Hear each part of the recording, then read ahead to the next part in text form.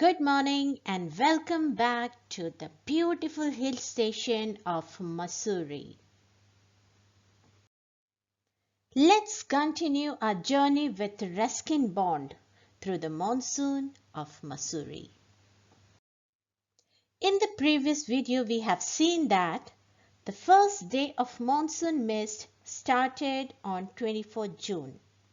The mist was so dense that it concealed the hills and birds also stopped chirping. Then we read on June 25 it started raining but was warm and humid, and the author even observed the first cobra lily of the year, and it describes the hill station as a paradise that might have been.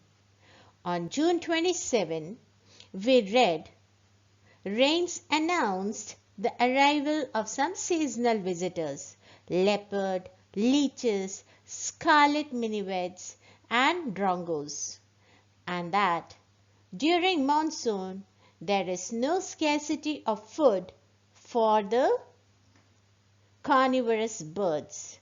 Now let's read further. After June 27, we have August 2. All night the rain has been drumming on the corrugated tin roof. Drumming means falling noisily. Corrugated. The roof or some material is shaped into a series of parallel ridges and grooves so as to give added rigidity and strength. I have put a picture of corrugated tin roof here. You can see the ridges and grooves here, and this is given to give additional strength to the tin roof, and because of these ridges or grooves, the water slips down easily when it rains. There has been no storm, no thunder, just the steady swish of a tropical downpour. It helps me to lie awake. At the same time, it doesn't keep me from sleeping. The author wrote on August 2 how the rain had been falling noisily on the corrugated tin roof. There was no storm or thunder, just the smooth falling of the tropical raindrops. It made it easier for the author to lie awake. However, at the same time, it didn't prevent him from falling asleep. The author is saying because of the drumming sound, the sound was enough for him to keep awake the whole night. But at the same time, it didn't even prevent him from sleeping. It is a good sound to read by. The rain outside, the quiet within. And although tin roofs are given to springing unaccountable leaks, there is a feeling of being untouched by and yet in touch with the rain. He explains how the sound of rain creates a nice atmosphere for reading with the rain outside and silence within. So when it starts raining, children don't go outside to play. There is complete silence outside. Even the birds stop singing. Complete silence there in the valley and beautiful rain outside. At the same time, you have silence inside, silence within yourself. He mentions the usual leaks from the tin roof. That is, when the tin roofs are old, they get worn out. There would be some tiny holes on the tin roofs, and these tiny holes leads the water drop, the rainwater. It provides a path for the water drops to come inside the house through the leaking tin roofs, and how they give you the feeling of having touched you by keeping you untouched. The same time you are untouched because of the roofs, you are protected from the rain. You are not touched by the rain. But because of these leaking roofs, they give you a feeling that you are untouched. At the same time, you are touched by the rain. August 3. The rain stops. The clouds begin to break up. The sun strikes the hill on my left. A woman is chopping up the sticks. Chopping means to cut something into small pieces. I hear the tinkle of cowbells. In the oak tree, a crow shakes the raindrops from his feathers and cows disconsolately. Disconsolately means unhappily. Water drips from the leaking drain pipe. Drain pipe, it's a pipe that carries off rainwater or liquid refuse or waste from a building. And suddenly, clean and pure, the song of the whistling thrush emerges like a dark secret from the depths of the ravine. Now here is the bird. I have given the image of the bird thrush. Okay. As the rain stops on the third day of August, the clouds begin to separate, giving way to the sun on the writer's left. A woman could be seen cutting sticks into small pieces, and the tinkle of the cowbells could be heard. A crow sitting on the oak tree shook itself to get away with the raindrops on its feathers, and it cawed unhappily, and water dripped from the leaking drain pipe that carried off rainwater from the building. As everything settled, the pure song of the whistling thrush could be heard like a dark, sweet secret from the depths of the ravine. Ravine means valley. August 12. Endless rain and a permanent mist. We haven't seen the sun for 8 or 9 days. Everything damp and soggy. Nowhere to go. Pace the room. Look out of the window at a few bobbing umbrellas.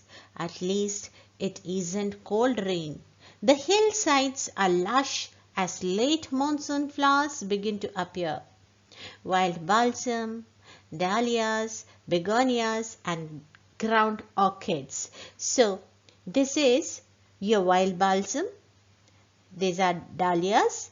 These are begonias and this is your ground orchid. Bobbing means make a sudden move so as to appear or disappear. Lush means growing luxuriantly, the vegetation especially, the grass and all. By August 12, the hills have been experiencing continuous rain and a permanent mist. They had not seen the light of sun for about a good stretch of 8 to 9 days. Everything in the surroundings was slightly wet and moistened. One could not go anywhere. The only option was to move to and fro in the room or look out of the window at a few umbrellas moving fast suddenly. The author is pleased that he is happy that it was not cold rain. The vegetation could be seen growing luxuriantly and abundantly on the hillsides as the last monsoon flowers began to blossom. A few flowers that began to appear are wild balsam, dahlias, begonias and the ground orchids. August 31. It is the last day of August and the lush monsoon growths has reached its peak. The seeds of the cobra lily are turning red, signifying that the rains are coming to an end. August 31 being the last day of the month, it also marked the nearing end of the monsoon season. The monsoon vegetation growth had reached its peak by that time, and the color changing of the seeds of the cobra lily into red hinted at the end of the rainy season too. In a few days, the ferns will start turning yellow, but right now they are still firm, green and upright. Ground orchids, more lady slipper.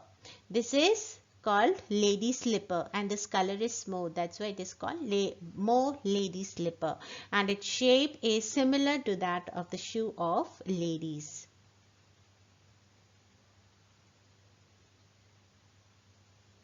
And the white butterfly orchids put on a fashion display on the grassy slopes of Landor. Wild dahlias, red, yellow and magenta, rear their head from the rocky crevices where they have taken hold. Landor, it's a small cantonment town touching Missouri, and this is a place where the author Ruskin Bond lives. Crevice means narrow opening or cracks in a rock or wall. As the next few days pass, the flowerless plants or the ferns will begin turning yellow against their present fresh green color as they stand firm and upright. He mentions how the ground orchids, white butterfly orchids and the mauve lady slipper made the grassy slopes of Landor look fashionable. Furthermore, the wild dahlias, red, yellow and magenta, turned their heads back towards the narrow opening of the rocks, where they had taken hold. Snakes and rodents flooded out of their holes and burrows, take shelter in roofs, attics and godowns. A shrew, weak of eyesight, blunders about the rooms, much to the amusement of the children. "Don't kill it," admonishes their grandmother. "Chachundars are lucky. They bring money." And sure enough, I receive a check in the mail, not a very large amount, but welcome all the same. Burrows, a hole or tunnel dug by a small animal, especially a rabbit, as a dwelling. Attic, it's a space or room inside or partly inside the roof of a building. Shrew, it's shown here, this is called shrew. It's a small insectivorous mammal resembling a mouse. It looks like a mouse and its snout is long and pointed, and they have very tiny eyes. Blunders means act clumsily. Admonishes means warn. Chachundar is a Hindi word for shrew. So the author says the snakes and rodents that have come out of the holes and burrows in the huge numbers took shelter in roofs, attics and godowns. A small insectivorous mammal resembling a mouse, namely a shrew, with a quite weak eyesight, moved about clumsily in the room. It acted as a source of entertainment for the children around. Their grandmother warned them not to kill it because chachundas, as they are called in Hindi, are known to bring money and prosperity. The author jokes about it, and he says sarcastically that he surely would receive a check in his mail, although not a huge amount, but whatever, it's welcome anyway. October 3. After the last day of August, the author has taken a page on October 3. We have gone straight from monsoon into winter rain, snow at higher altitude. After an evening hailstorm, the sky and hills are suffused with beautiful golden light. Suffused means gradually spread through. The golden light, the light of the sun, that is gradually spread. The month of October took the mountains straight into winter rain, as it marked the end of the extended monsoon season. The higher altitudes were covered with snow. On the third day of October, the sky and hills were bathing in beautiful golden light after experiencing a hailstorm an evening before. January 26. Winter rains in the hills. In the hushed silence of the house, when I am quite alone and my friend who was here has gone. It is very lonely, very quiet. As I sit in a liquid silence, a silence within, surrounded by the rhythm of rain and steady drift of water on leaves, on lemons, on roof, drumming on drenched dahlias and window panes. While the mist holds the house in a dark caress.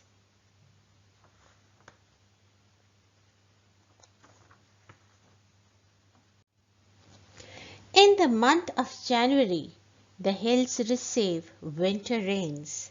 The author talks about the 26th day of January when he was all alone in the quiet and still house.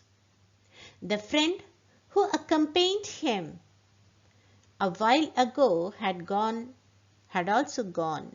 So here the author mentions that on January 26 he had a visitor, one of his friend visits, and after he goes he feels all alone. He mentions how it was very lonely and quiet as he sat in complete silence, experiencing the silence within. He was surrounded by the rhythm of the rain, the slow and gentle movement of water on leaves, lemons, and roof, as it drummed on already wet dahlias and window panes. The mist covered the house gently in its darkness. As I pause near window, the rain stops and starts again, and the trees, no longer green but grey, menace me with their loneliness. Menace means threaten. Be a threat or possible danger. As the author stood still near the window, the rain stopped and showered again. He mentions that the trees were now grey and no longer green because they are completely covered with mist, threatening him with their loneliness. March 23. Late March, end of winter. The blackest cloud I have ever seen squatted over Missouri, and then it hailed marbles for half an hour. Nothing like a hailstorm to clear the sky. Even as I write, I see a rainbow forming. Next he writes about late March that marked the end of the winter season. Squatted means sat, clear out. He recorded having seen the blackest and darkest cloud resting over Missouri. It poured hail that looked like marbles for about 30 minutes. He reveals how there is nothing like a hailstorm that clears the sky. He remembers that even as he was writing his diary, a rainbow was in its formation. Ruskin Bond, A Short Monsoon Diary.